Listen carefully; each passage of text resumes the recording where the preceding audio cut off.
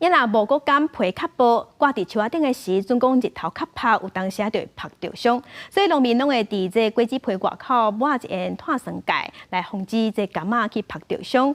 所以即马柑仔大出的季节，有当时就会看到果子园一粒一粒白色的柑仔，远远看那亲像是挂电花珠啊。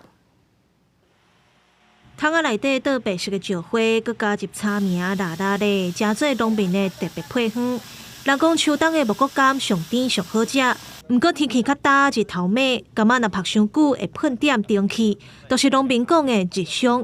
所以柑仔拢着抹一层石花，保护果子莫晒着伤。台湾部分的柑橘，大部分都会涂这些碳酸钙来防晒，将来能维持那个柑橘类的它果实的品质，不会晒伤，不会干掉，然后都会变成次级品。所以这是我们现在天气异常之后，每个农民都是必做的步骤啦。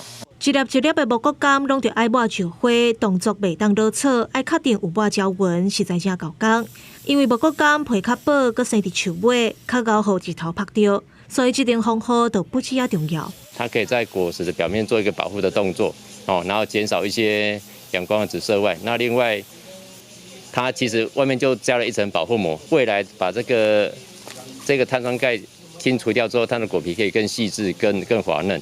所以其实它对这个茂谷柑的栽培来说是有好处的。因为木果伫热人结籽，爱等到过当年1月、2月才会到分，所以农民爱伫石花内底加炒名，才念会条。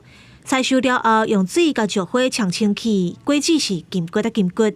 虽然农民爱加一步工，不过为着柑仔的品质，搁较辛苦，嘛有价值。记者综合报道。